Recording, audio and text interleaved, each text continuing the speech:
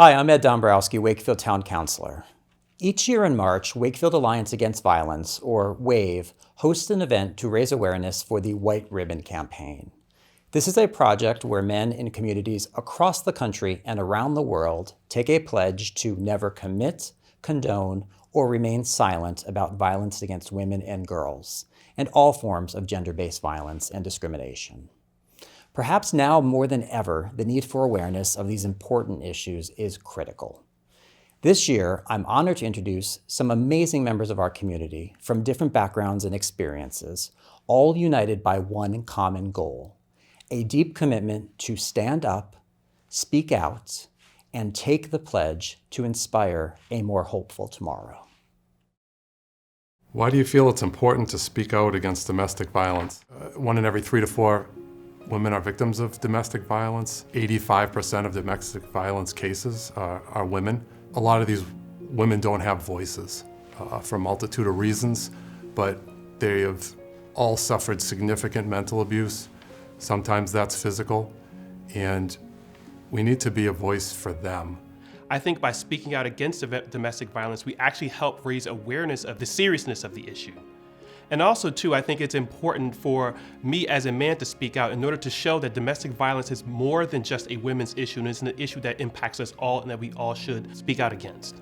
If you're quiet about something and you know something's going on, it hints, whether you intended to or not, it hints that you are condoning the behavior.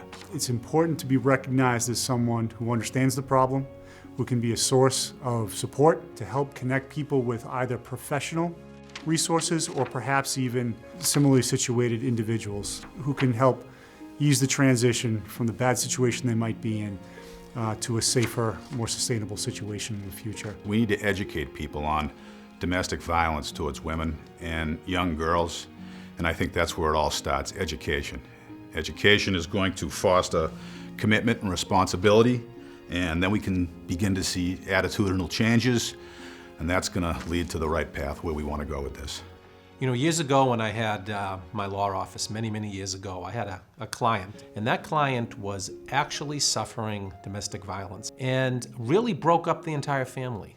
Fast forward to my life here in the town of Wakefield as town administrator, and some of the events that we've put on, like the yellow dress filming about how this happens. You know, domestic violence happens and dating violence happens, and we really need to make everybody aware of it. And I think if we're not aware of the problem, we're not going to solve it. How can members of our community join the fight to end violence against women and girls? Just speak out. Everyone who speaks out shows other people through your actions that it's not a good thing to do. Continue that community bond with your local law enforcement, and we're here to help. Can't see everything, so we need your help at times.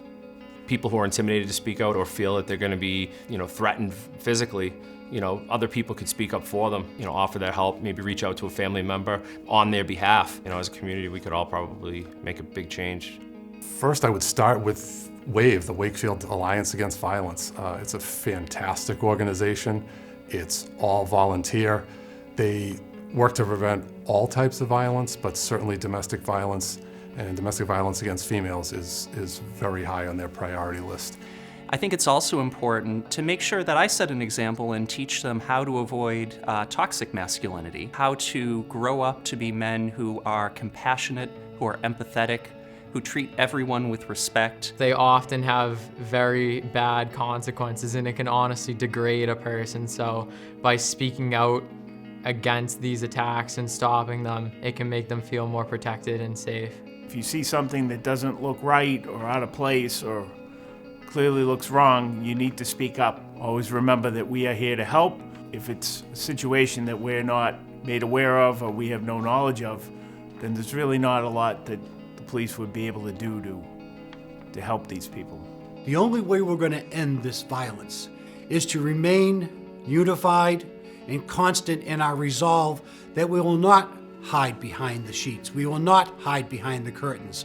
Education and communication is what we need to have so that others know where we stand against a crime like this. What impact do I hope to make by speaking out? Hopefully, the victims can see publicly that they're not alone. that they don't have to sit silent. They need to realize that being silent doesn't make it go away. And as a father with 2 daughters, I'm hoping that they and other victims out there that they can see the signs early, that they can realize that that's not normal and they're not doing anything wrong. I hope to let people know that it's okay to not be okay, that it's not your fault, and that there is help out there. The biggest thing I want to do is make sure that this is an issue that's not a stigma out there. It's something that people can, be comfortable talking about, and that the knowledge that there's a lot of resources for people out there in the community is a very important word to spread. It's about equitable relationships, and that goes both ways. But by working together starting at a young age, and we learn there are no defined roles. It's about togetherness, it's about working together and holding yourself accountable within a relationship and empowering each other. If we come out of our own daily routines and widen our gaze as to a positive impact that we can make for someone very close to us, or perhaps a degree or two removed, and help break a cycle of a genuine social problem, some of which comes from cultural issues, some of which comes from stigma. But if we can speak out and create a community that recognizes the problem and is willing to be a solution to those in need, I think we've got a better community ahead. Domestic violence can come in many forms. It can be physical, emotional, or sexual. We need to make people aware of the cycle of violence. There are 4 stages to the cycle of violence. The first stage is the stressor. The stressor could be alcohol abuse, drug abuse, finances, or maybe even an abuser grew up in an abusive household. The second phase is the actual abuse suffered by the victim. The third stage is what we call the hearts and flowers stage. This is where the abuser expresses remorse to the victim and promises that the abuse won't happen again. And the fourth stage is the calm stage before the cycle repeats itself. The goal is to end the cycle of abuse. We offer self-defense classes for women through our RAD program. And when I talk about self-defense is 90% mental and 10% physical. And what this class achieves is it empowers women to stick up for themselves and for others. Being a victim is not your fault. It has to do with your surrounding.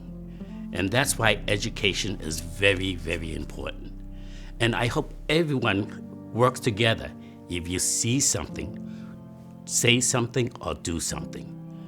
There's plenty of people willing to listen and help.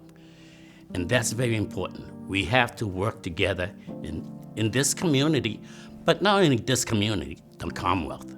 Let's make this a better place to live.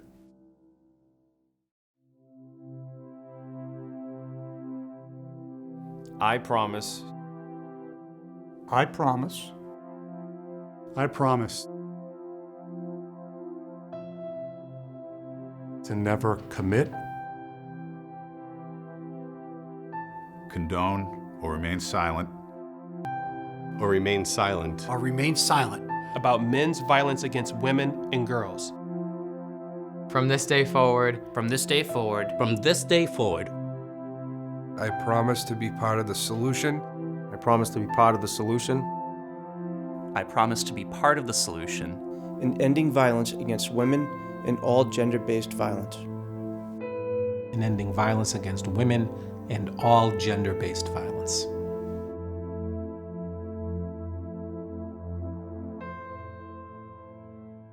If you are a victim struggling from domestic abuse or intimate partner violence, or know of someone who is, just know you are not alone. You have an entire community behind you, as well as law enforcement.